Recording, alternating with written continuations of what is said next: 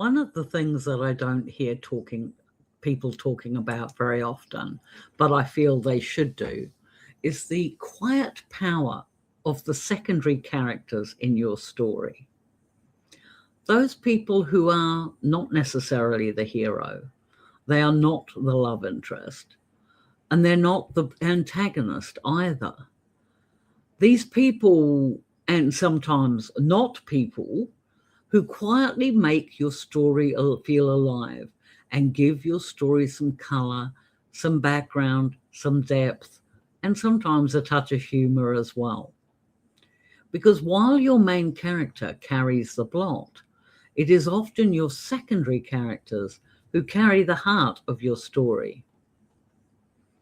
One of the simplest but most important jobs of a secondary character is that they give your hero somebody to talk to. And that might sound obvious, but that in itself is incredibly powerful. Stories don't exist in a vacuum. Your main character needs somebody to confide in, someone to argue with, someone who's going to tease them, or somebody that's going to challenge their assumptions. And without that, if you don't have that character on the page, then you're usually left with some pretty long internal monologues, and that can get heavy very quickly. A well-placed secondary character lets you externalize thoughts that would otherwise stay trapped inside your hero's head. So a secondary character can help make emotions visible. Another thing that secondary characters can do is that they can give you a way to show different sides of your protagonist. Who your hero is with their best friend, for example, is often very different from who they might be with their boss or their enemy or their family even. And those contrasts adds a depth in your story without being overboard about it. There can be an awful lot of show in there. And we can learn more about who the hero is by how they relate to their best friend or whoever it is you have as a secondary character. And another way that secondary characters can be helpful is that they can provide a bit of comic relief, especially if you've got a rather staunch or very grumpy sort of main character. And even in serious stories, this can happen. It's really nice sometimes to just have those little notes of humor because it gives the readers breathing space and it helps stop the book from feeling too heavy. And that in turn makes the darker moments hit even harder if you've got a bit of light along with the dark. A secondary character who might make an inappropriate joke, or who rolls their eyes at the hero, or points out how silly a situation might be before they get into it. Those sorts of things can help ground a story and remind us that life doesn't stop being weird just because things are difficult. A secondary character is a great way of illustrating that. I do need to point out that a secondary character doesn't need to be fully fleshed out in the same way as your main cast. They don't have to have detailed backstories. They don't need a complete character arc. And they don't even need a chapter from their point of view. What they do need is a purpose. You can't just throw secondary characters on the page. They should earn their place in their story and on the page. Why? So you need to ask yourself, why is the character here? What do they add that nobody else can? Sometimes it could be a practical reason. Sometimes it might be an emotional reason. Sometimes it might help shift the tone in a story. And all of these things can be valid. And this is where things can get fun, because secondary characters don't have to be people. I said before that a secondary character can have a place on the page because it's to do with tone. I was recently writing a story last year, Pointy Ears and Purple Glitter, And one of my main characters was a fae who didn't have a very good idea on how to, like, he was doing his best to fit in on Earth, but he wasn't doing a very good job. And I found his personality, at least initially, before he met his mate, he was a bit sort of like dull as dishwater type thing. I didn't feel like he wasn't very light or bright. So I gave him a pet companion. I gave him a talking raven, and it is implied through the book that the only reason the raven can talk because of a sort of a magical misadventure that my main character had happened to have at the time. But it's actually the raven that has the snarky personality and provides a bit of onstage humor that my main character didn't have until quite a bit later in the book. And I think that helped balance the page. It stopped things feeling quite dreary. If I felt things were getting too weighed down or too heavy, I could have Sparky the Raven come along and say something funny, and it just broke that tension, which was necessary at the time. Another secondary character that I had that wasn't human was in one of my arranged marriage stories. One of my prince's favorite companion was an Orobo lizard, which I made up. It was a great big giant orange thing that looked a bit like a Komodo dragon. And she never said anything. Daisy had no dialogue. She couldn't talk, but she could say an awful lot in the way she expressed herself and moved around. And this was something that Remy, my character, often described to other people. Like he had such a thing as the Orobo sniff and things like that made their way, and it added a bit of fun and a bit of not contrast, what's the word I'm looking for?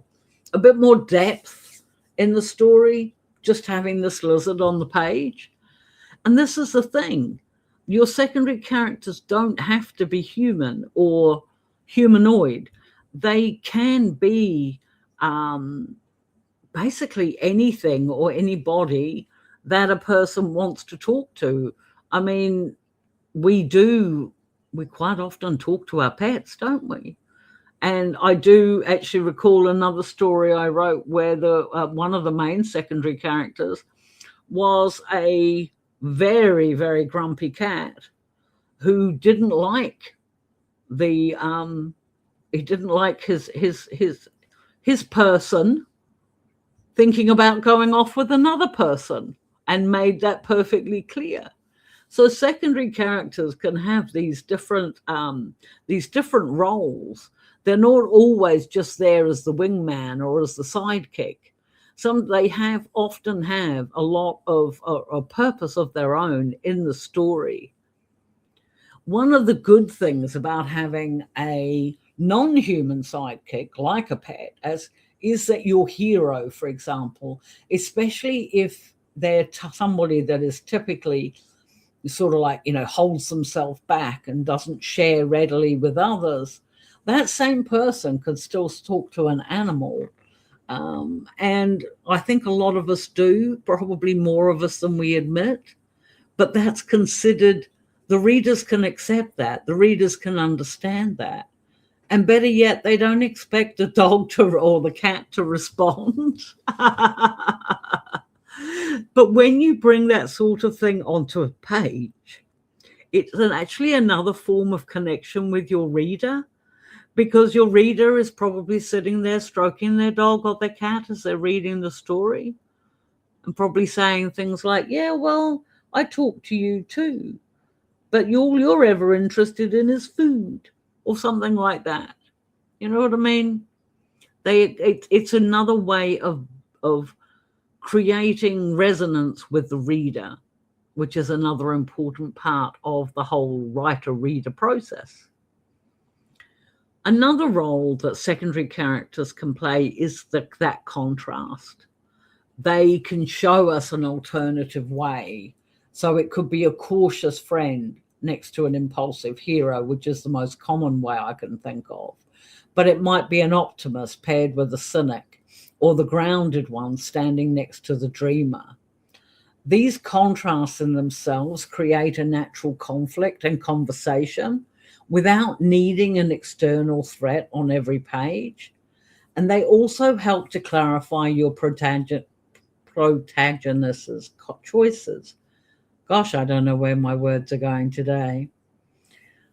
When another character reacts differently to a situation, though, this sort of highlights your hero's response and helps it to stand out more clearly. Secondary characters can also act as mirrors. They can reflect the hero's growth or his lack of it.